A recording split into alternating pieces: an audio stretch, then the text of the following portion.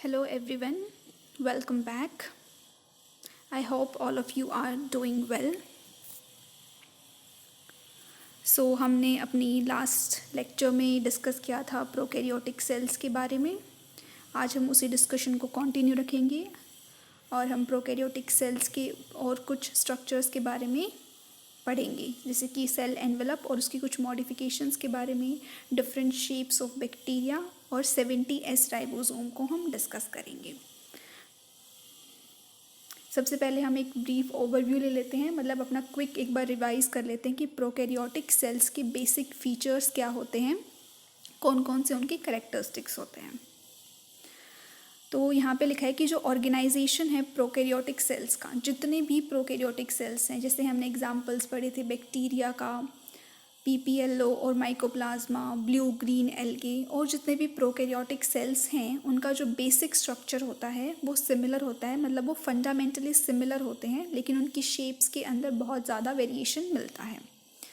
तो जितने भी प्रोकैरियोटिक सेल्स हैं they do not have a well defined nucleus. ये हम ऑलरेडी डिस्कस कर चुके हैं अपनी लास्ट वीडियो में कि उनके पास वेल डिफाइंड न्यूक्लियस नहीं होता है. जो जेनेटिक मटेरियल है it is present in the form of highly coiled and looped DNA होता है, जिसको हम न्यूक्लियोइड या फिर जीनोफोर भी बोलते हैं. उसके अलावा एक्स्ट्रा क्रोमोसोमल डीएनए और प्लाज्मिड्स प्रेजेंट होते हैं बहुत सारे बैक्टीरिया में. प्लाज्मिड्स को हमने अपनी लास्ट वीडियो में बहुत ही डिटेल में डिस्कस किया था, तो आप वहाँ पे देख सकते हैं अगर आपने अभी तक नहीं देखा है कि प्लाज्मिड्स का क्या फंक्शन होता है बैक्टीरिया के अंदर. नेक्स्ट है no membrane bound organelles are present in the prokaryotic cells. Membrane bound organelles ये भी हमने डिस्कस किया था लास्ट क्लास में कि मेम्ब्रेन बाउंड ऑर्गेनल्स क्या होते हैं, डबल मेम्ब्रेन बाउंड ऑर्गेनल्स कौन कौन से होते हैं, और जिन मेम्ब्रेन लेस, जिनकी कोई मेम्ब्रेन नहीं होती, वो ऑर्गेनल्स कौन कौन से होते हैं. जैसे कि राइबोसोम्स और सेंट्रियोल्स जो हैं वो मेम्ब्रेन लेस ऑर्गेनल्स होते हैं. तो प्रोकैरियोटिक सेल्स में कोई भी मेम्ब्रेन बाउंड ऑर्गेनल जैसे कि endoplasmic reticulum, mitochondria, Golgi bodies, lysosomes, ये सब प्रेजेंट नहीं होते हैं. 70S ribosomes are present. ये बहुत ही इम्पॉर्टेंट है, ये आपको याद रखना है. 70S ribosomes are present. 70S ribosomes को हम इसी वीडियो के लास्ट में अच्छे से डिस्कस करेंगे दोबारा. उसके अलावा इंक्लूजन बॉडीज़ और मीजोसोम्स भी प्रेजेंट होते हैं. इंक्लूजन बॉडीज़ क्या होते हैं, ये बेसिकली रिजर्व फूड मटेरियल्स होते हैं, और मीजोसोम्स जो हैं वो फोल्डिंग्स होती है प्लाज्मा मेम्ब्रेन की, जो कि सेल के अंदर जाती हैं. तो इन दोनों को भी हम डिटेल में डिस्कस करेंगे, इनके स्ट्रक्चर को कि कैसे बनते हैं, ये सब हम डिस्कस करेंगे. ये एक बेसिक स्ट्रक्चर है बैक्टीरिया का, या फिर हम कह सकते हैं एक प्रोकैरियोटिक सेल का. तो सबसे बाहर आप देख रहे हैं कैप्सूल की लेयर है, उसके बाद सेल वॉल, उसके बाद प्लाज्मा मेम्ब्रेन, ये बनाता है एनवेलप. ये जो है एक प्रोटेक्टिव, जो तीनों मिलके एक प्रोटेक्टिव यूनिट का काम करते हैं. Capsule, then we have cell wall followed by plasma membrane. तो आपको ये ऑर्डर भी याद रखना है कि कैसे ये प्रेजेंट है. सबसे आउटर इज कैप्सूल, उसके बाद cell wall, then plasma membrane. उसके बाद जो हमने मीजोसोम बताया था, मीजोसोम जो है वो प्लाज्मा मेम्ब्रेन की इनफोल्डिंग है, जैसा कि आप यहाँ पे देख सकते हैं कि प्लाज्मा मेम्ब्रेन जो है वो इनवेजिनेट हो रही है विद इन द सेल. उसके बाद आप देख सकते हैं कि यहाँ पे जो ये सेंटर में आपको रेड दिख रहा है, दिस इज़ न्यूक्लियोइड और DNA. As we have said कि वेल डिफाइंड न्यूक्लियस नहीं होता है, तो यहाँ पे इसको हम न्यूक्लियोइड बोल रहे हैं. उसके अलावा इंक्लूजन बॉडीज़ प्रेजेंट हैं, प्लाज्मिड प्रेजेंट है, पोलीराइबोसोम, राइबोसोम और पोलीराइबोसोम ये हम डिस्कस करेंगे इसी वीडियो के लास्ट में, ठीक है. पाइलस, और ये भी हम डिस्कस करेंगे कि पाइलस और फ्लैजिला भी होता है, फ्लैजिला, फिम्ब्रियाई, इन तीनों में क्या डिफरेंस होता है, ये भी हम डिस्कस करेंगे इसी वीडियो के लास्ट में. तो सबसे पहले हम अपना डिस्कशन स्टार्ट करते हैं cell envelope and its modifications. Cell envelope जो होता है प्रोकैरियोटिक सेल्स के अंदर, उसको हम डिस्कस करते हैं. तो जो बैक्टीरियल सेल्स हैं they have a chemically complex cell envelope, मतलब सिर्फ एक लेयर नहीं होती है, बहुत सारी लेयर्स होती हैं. यहाँ पे जैसे हम बात करेंगे 3 लेयर्ड स्ट्रक्चर है, 3 लेयर्स प्रेजेंट होती हैं बैक्टीरिया की सेल एनवेलप में. सबसे पहला है glycocalyx, then we have cell wall, then we have plasma membrane. तो इसको हम इस तरीके से समझ सकते हैं कि सबसे जो आउटर लेयर होती है दैट इज़ ग्लाइकोकैलिक्स, उसके बाद आती है cell wall, then we have plasma membrane. इस तरीके से 3 लेयर्स प्रेजेंट होती हैं बैक्टीरिया की सेल एनवेलप में, जैसा कि आप यहाँ पे भी देख सकते हैं। सबसे पहले कैप्सूल है, फिर सेल वॉल है, फिर प्लाज्मा मेम्ब्रेन है। कैप्सूल, ग्लाइकोकैलिक्स और स्लाइम लेयर, ये 3 वर्ड्स हैं, इनको भी मैं एक बार एक्सप्लेन करूँगी आपको अच्छे से। तो आपको ये जो है याद रखना है, इस ऑर्डर में ही आपको ये याद रखना है।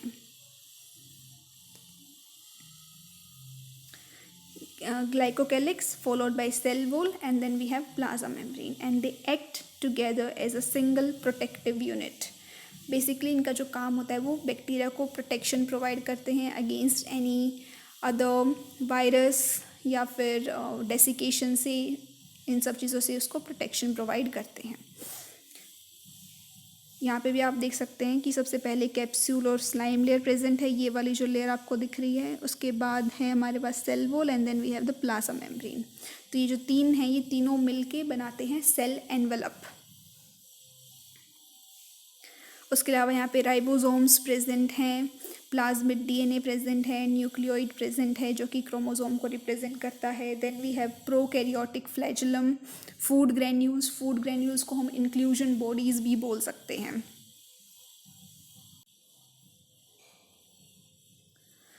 सबसे पहले जो लेयर है, जो आउटर मोस्ट लेयर होती है, उसको हम डिस्कस करते हैं, विच इज़ ग्लाइकोकैलिक्स।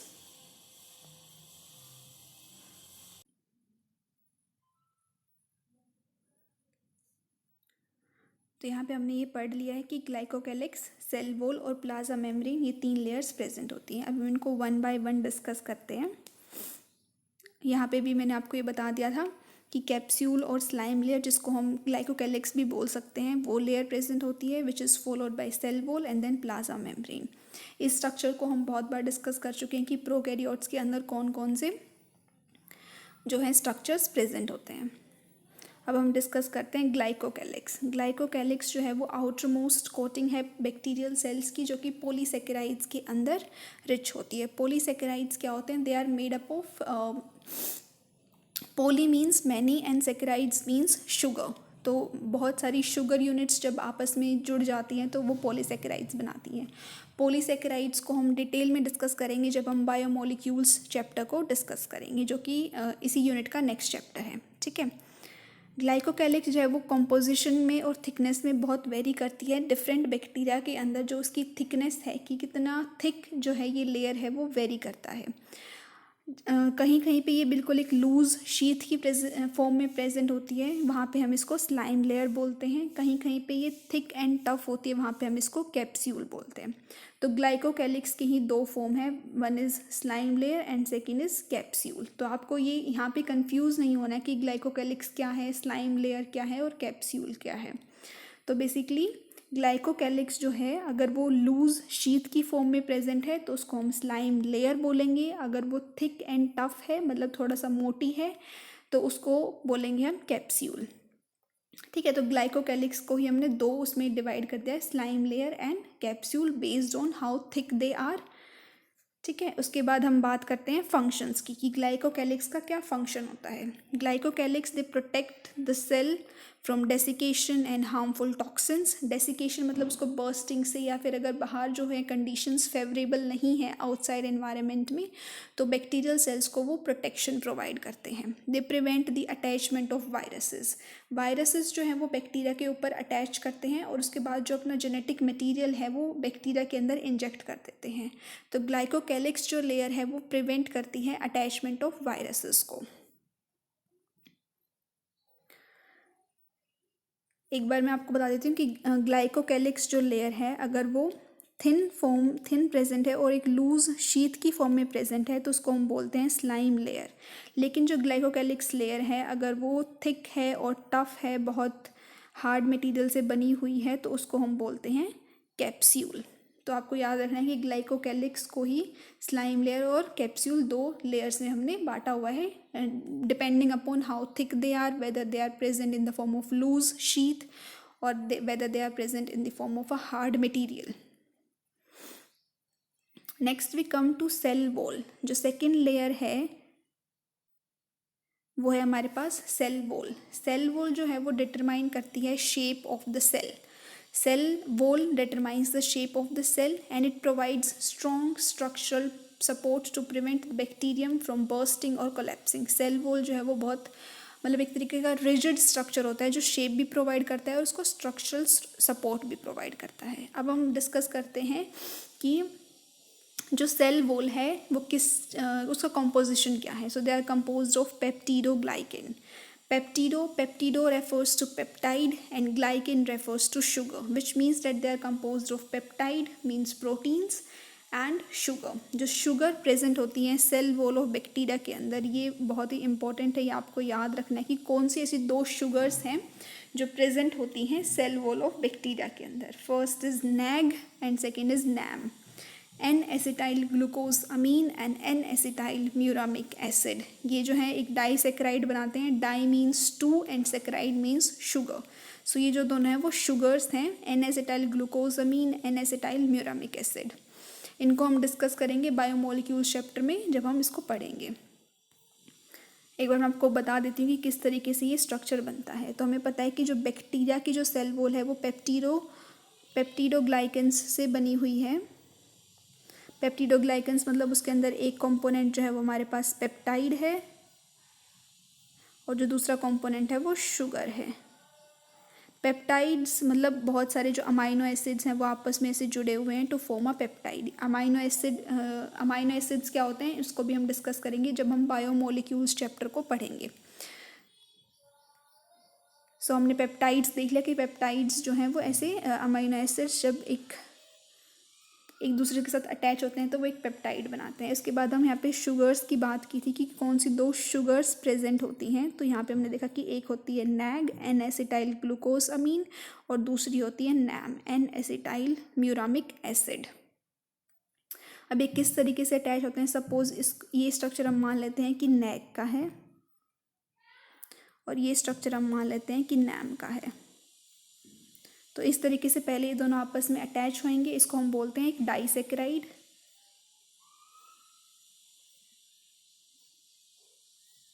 ठीक है, फिर ये जो डाइसेक्राइड्स हैं वो आपस में से जुड़ते चले जाएंगे, नैग नैम इस तरीके से एक रिपीटिंग यूनिट वो बनाएंगे। तो इसको बोलते हैं हम पेप्टिडोग्लाइकेन। फिर पेप्टाइड्स कैसे जुड़ते हैं इसके साथ, जैसे ये नैग नैम ये क्लियर हो गया। फिर दूसरा ऐसे बन गया, पेप्टाइड्स जो हैं वो इनको लिंक करने का काम करते हैं ऐसे। तो इस तरीके से जो स्ट्रक्चर बनता है वो सेल वॉल का स्ट्रक्चर होता है बैक्टीरिया की केस में। उसके बाद जो थर्ड लेयर प्रेजेंट होती है which is the inner most, it is plasma membrane. Semi permeable होती है नेचर के अंदर। परमिएबल मीन्स हाउ, मतलब कि वो कितने मोलिक्यूल्स को अलाउ करती है to pass through it. Semipermeable means या फिर हम उसको सेलेक्टिवली परमिएबल भी बोल सकते हैं कि वो सिर्फ कुछ चीज़ों के लिए, कुछ सॉल्यूट्स के लिए, कुछ मोलिक्यूल्स के लिए परमिएबल है जिनको वो अलाउ करती है to pass through it. Otherwise जो बाकी सारे अगर कुछ हार्मफुल टॉक्सिन्स हैं, हार्मफुल केमिकल्स हैं, plasma membrane does not allow them to pass through itself. Plasma membrane it interacts with the outside world. Plasma membrane की कुछ मॉडिफिकेशंस हैं। First is mesosome. Mesosome is formed by extension of the plasma membrane into the cell.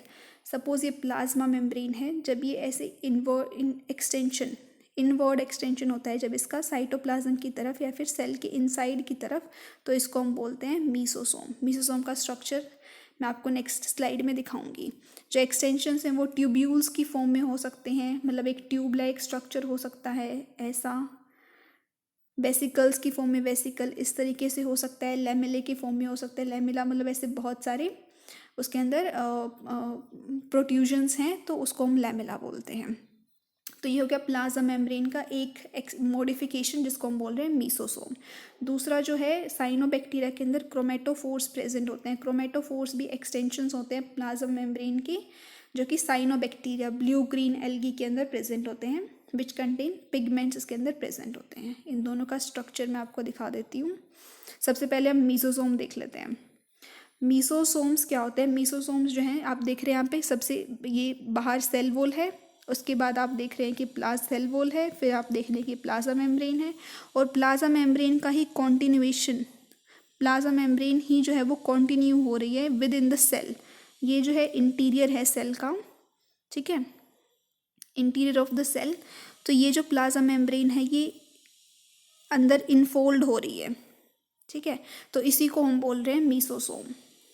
Multi laminated है, convoluted है, membranous structure formed by invagination of the plasma membrane. तो ये tubules की form में हो सकती है, ये लेमिले की फॉर्म में हो सकती है, ये वेसिकल्स की फॉर्म में हो सकती है। तो मीसोसोम्स क्यों प्रेजेंट होते हैं, मीसोसोम का क्या फंक्शन है, ये सबसे पहले तो ये बहुत इंपॉर्टेंट है। इसका फंक्शन आपको देखिए पूछा जा सकता है कि ऐसा कौन सा स्ट्रक्चर है जो प्लाज्मा मेम्ब्रेन का एक्सटेंशन है जो कि हेल्प करता है। तो ये हेल्प करता है सेल डिवीजन के अंदर। जब बैक्टीरिया सेल एक सेल से 2 सेल बनाएगा तो उसमें हेल्प करता है। सेल वॉल की सिंथेसिस के अंदर, जो ये सेल वॉल है इसकी सिंथेसिस के अंदर हेल्प करता है। डीएनए रेप्लिकेशन, जो न्यूक्लियोइड प्रेजेंट होता है उसके रेप्लिकेशन मतलब डीएनए से डीएनए जब बनता है तो उसको हम रेप्लिकेशन बोलते हैं, ठीक है। It also helps in secretion and respiration के अंदर भी हेल्प करता है। ऐसा कुछ थ्योरीज ऐसा सजेस्ट करती हैं कि जो मीसोसोम होता है उसके अंदर ऐसे कुछ रेस्पिरेटरी एंजाइम्स होते हैं जो कि रेस्पिरेशन के अंदर हेल्प करते हैं बैक्टीरिया के केस में। ऑल्सो जो मीसोसोम है वो सरफेस एरिया इंक्रीज करता है प्लाज्मा मेम्ब्रेन का। जैसे कि अगर एक तो डायरेक्टली प्रेजेंट होता, इस तरीके से कॉन्टीन्यूसली प्रेजेंट होता, तो यहाँ पे जो सरफेस एरिया है वो कम होता। लेकिन अगर ये इस तरीके से इनफोल्ड हो रहा है बहुत ज़्यादा तो उसको यहाँ से जो सरफेस एरिया जो है वो इंक्रीज़ हो रहा है। तो सरफेस एरिया को इंक्रीज़ करने का काम भी करता है मीसोसोम्स। तो ये जो है मीसोसोम बहुत इंपॉर्टेंट है, इसको आप याद रखना कि मीसोसोम्स क्या होते हैं और मीसोसोम के फंक्शन क्या हैं, जैसे कि सेल डिवीजन में, सेल वॉल सिंथेसिस में, डीएनए रेप्लिकेशन में और रेस्पिरेशन के अंदर हेल्प करता है मीसोसोम्स। इस स्ट्रक्चर में आप देख रहे हैं कि यहाँ पे मीसोसोम भी है और क्रोमेटोफोर भी है। क्रोमेटोफोर जो है वो साइनोबैक्टीरिया के अंदर प्रेजेंट होता है। Cyano refers to blue, blue colour के लिए हम साइनो वर्ड जो है वो यूज़ करते हैं। कहीं पे भी अगर हम साइनो आपको वर्ड दिखता है तो वो बेसिकली ब्लूज को रिप्रेजेंट करता है। तो ये क्रोमेटोफोर प्रेजेंट है। क्रोमेटोफोर के अंदर पिगमेंट्स प्रेजेंट होते हैं। मीसोसोम जो है वो दोनों ही जो है वो प्लाज्मा मेम्ब्रेन की इनफोल्डिंग्स है। उसके बाद हम बात करते हैं different shapes of bacteria. Different shapes of bacteria, सबसे पहला है कोकाई। कोकाई मीन्स स्फेरिकल, जैसे कि आप यहाँ आपको शेप से दिख रहा है कि स्फेरिकल शेप है। तो बैक्टीरिया की जो शेप है वो स्फेरिकल हो सकती है। बेसिलस मतलब रोड शेप्ड, इस तरीके का जो आपको दिख रहा है, this is bacillus. Then we have vibrio, vibrio is comma shaped, इस तरीके का एक फ्लैजिला जो है वो है। और उसके बाद आपको दिख रहा है कि विब्रियो जो है वो कोमा शेप्ड होता है। स्पाइरिलियम इज स्पाइरल शेप्ड, इस तरीके का, जैसे स्पाइरल होता है तो इस तरीके की शेप में आपको दिख रहा है spirilla. And then we have spirochetes. So cocci, bacillus, vibrio, spirillum, ये 4 जो है वो बेसिक शेप्स हैं जो आपको याद रखनी ही हैं। ये एनसीईआरटी में स्पेसिफिकली मेंशन्ड है। Bacillus rod like, coccus spherical, vibrio comma shaped and spirillum spiral shaped. Next हम बात करते हैं राइबोसोम्स की। 70S राइबोसोम्स जो कि प्रेजेंट होते हैं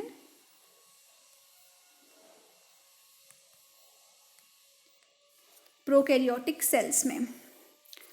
तो हमने देखा था कि प्रोकैरियोटिक सेल्स के अंदर कोई भी मेम्ब्रेन बाउंड ऑर्गेनल्स प्रेजेंट नहीं होते हैं। तो राइबोसोम्स जो हैं वो नॉन मेम्ब्रेन बाउंड ऑर्गेनल्स हैं जो कि प्रोकैरियोटिक सेल्स में प्रेजेंट होते हैं। तो 70S type of ribosomes present होते हैं प्रोकैरियोटिक सेल्स के अंदर, और यूकैरियोटिक सेल्स के अंदर 80S टाइप होता है।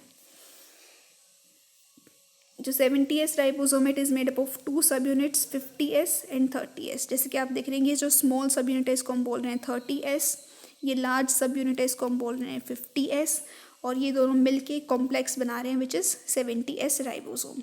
एस जो है यहाँ पे वो स्वेडबर्ग यूनिट है। इसको जब हम ribosome as an organelle discuss करेंगे वहाँ पे हम बताएंगे कि एस जो है वो क्या रिप्रेजेंट कर रहा है। एस यहाँ पे स्वेडबर्ग ये जो है एक साइंटिस्ट का नाम है, स्वेडबर्ग यूनिट।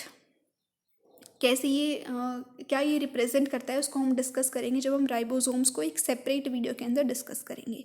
यहाँ पे आपको बस ये याद रखना है कि 70s राइबोसोम्स जो हैं वो प्रेजेंट होते हैं प्रोकैरियोटिक सेल्स के अंदर। 2 यूनिट्स होती हैं इसके अंदर, एक स्मॉलर सब यूनिट होती है जिसको हम बोलते हैं 30s सब यूनिट, और एक लार्जर सब यूनिट प्रेजेंट होती है 50s। ये 50 और 30 ऐसा नहीं होना चाहिए कि 50 और 30 को आप ऐड करके 80 बोल रहे हैं, इस तरीके का कुछ नहीं है। ये बस एक सेडिमेंटेशन के बेसिस पे इन्होंने बताया था साइंटिस्ट स्वेडबर्ग ने, जो हम आगे डिस्कस करेंगे। यहाँ पे आपको बस ये याद रखना है कि 70s राइबोसोम्स जो हैं वो प्रेजेंट होते हैं। राइबोसोम्स का फंक्शन क्या होता है? राइबोसोम्स जो हैं वो प्रोटीन सिंथेसिस में हेल्प करते हैं। प्रोटीन सिंथेसिस को हम ट्रांसलेशन बोलते हैं। एक बार मैं आपको बता देती हूँ कि किस तरीके से हेल्प करते हैं। सो सबसे पहले हमारे पास होता है डीएनए। डीएनए जो है वो न्यूक्लियस के अंदर प्रेजेंट होता है, या फिर हम कह सकते हैं कि न्यूक्लियोइड, प्रोकैरियोटिक सेल्स के अंदर न्यूक्लियोइड। डीएनए से हमारे पास बनता है आरएनए। डीएनए से जो बनता है आरएनए, इस प्रोसेस को हम बोलते हैं ट्रांसक्रिप्शन। ट्रांसक्रिप्शन, ठीक है। So we have DNA which forms RNA and then RNA forms protein. जब RNA से प्रोटीन बनता है तो उस प्रोसेस को हम बोलते हैं ट्रांसलेशन।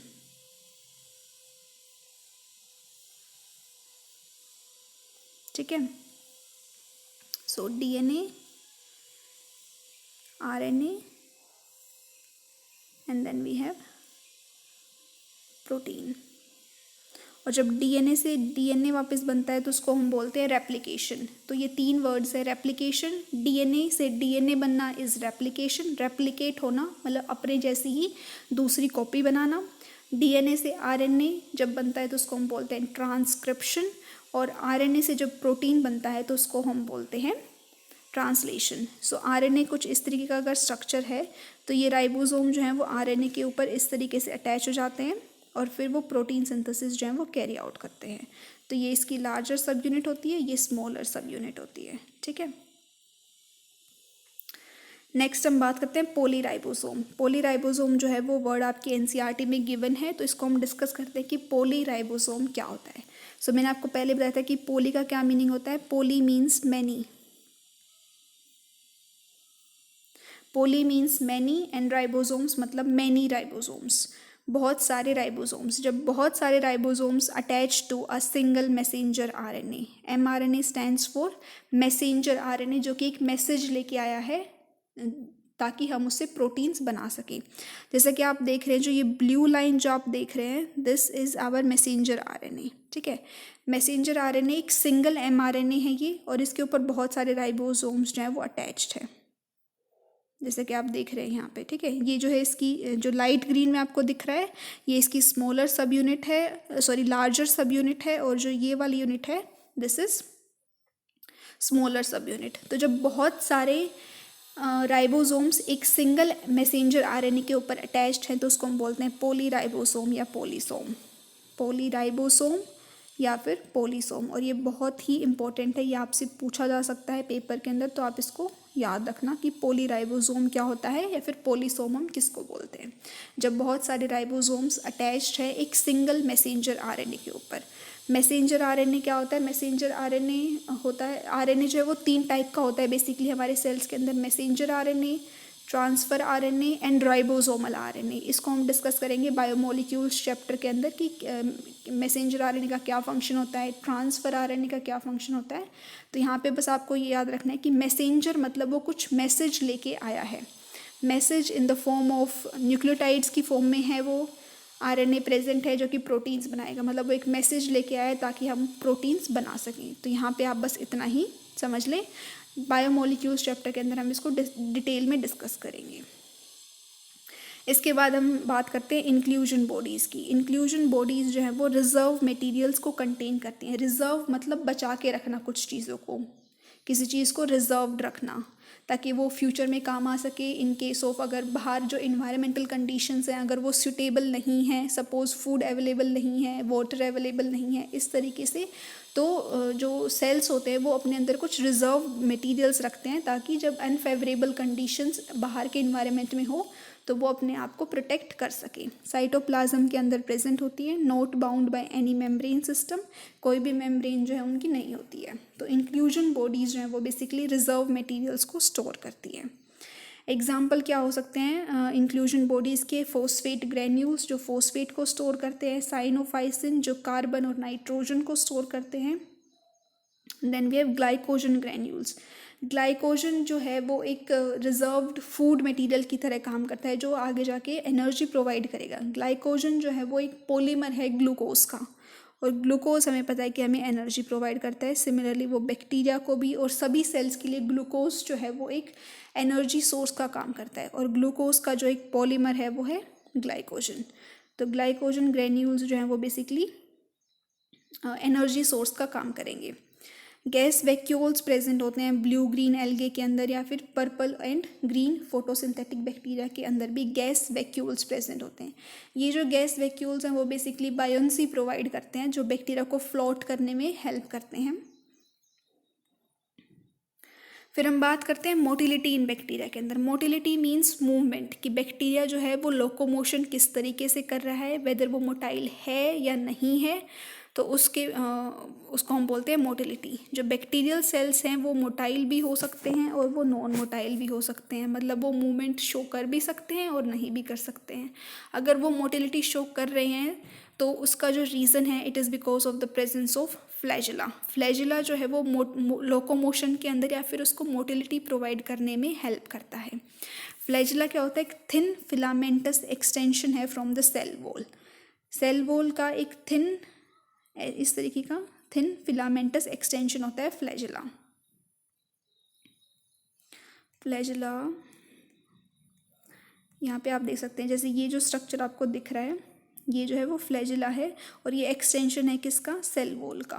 तो हमने प्लाज्मा मेम्ब्रेन के एक्सटेंशंस पढ़े थे, मीजोसोम था और क्रोमेटोफोर्स था, और सेल वॉल का एक्सटेंशन क्या है हमारे पास?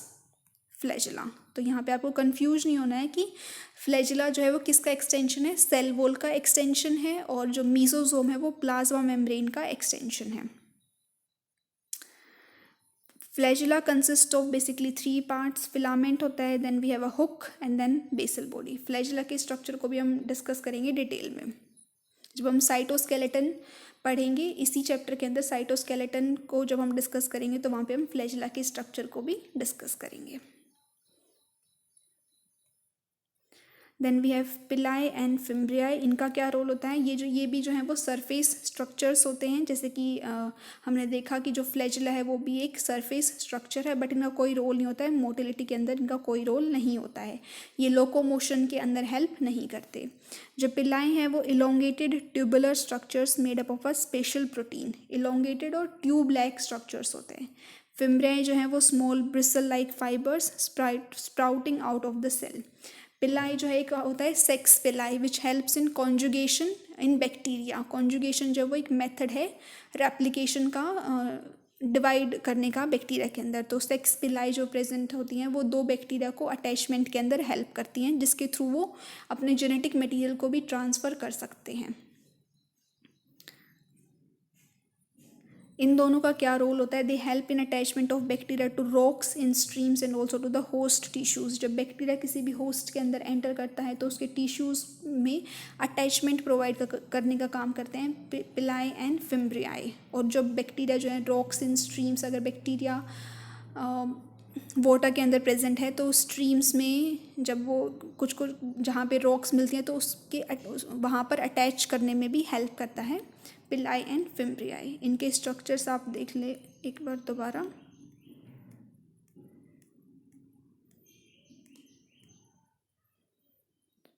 ये जो आपको दिख रहा है यहाँ पे दिस इज़ पिलाई। ये बहुत सारे जो स्ट्रक्चर्स आपको दिख रहे हैं ये जो है वो फ्लैजिला है, और फ्लैजिला जो है वो सेल वॉल का एक्सटेंशन है। किसका एक्सटेंशन है? सेल वॉल का। देख सकते हैं आप यहाँ से सेल वॉल का जो है वो एक्सटेंशन है। और पिलाई जो है वो जैसे कि सेक्स पिलाई जो होती हैं दे हेल्प इन कॉन्जुगेशन के अंदर हेल्प करती हैं। ये जब चीज़ें हैं, हम बैक्टीरिया के स्ट्रक्चर को दोबारा डिस्कस करेंगे जब हम यूनिट 1 डिस्कस करेंगे, जहाँ पे हम किंगडम मोनेरा को डिस्कस करेंगे, तो वहाँ पे हम इन सारी चीज़ों को दोबारा डिस्कस करेंगे कि बैक्टीरिया कैसे डिवाइड करता है, कॉन्जुगेशन, ट्रांसडक्शन, ट्रांसफॉर्मेशन, ये सारी चीज़ें जब हम डिस्कस करेंगे तो वहाँ पे पिलाई के रोल को हम दोबारा समझने का ट्राई करेंगे।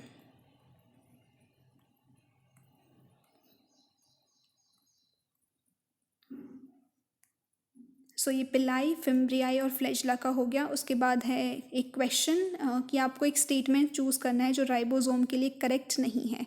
Ribosomes, it is made up of 2 sub units, it can form polysome और polyribosome, it may attach to mRNA, it has no role in protein synthesis. तो इसका जो करेक्ट आंसर है आप मुझे कमेंट सेक्शन में बता सकते हैं।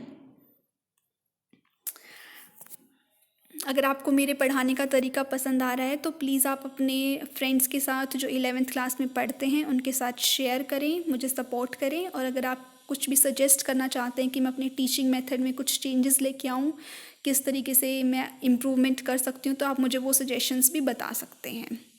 Thank you very much. Stay safe, stay healthy. Thank you.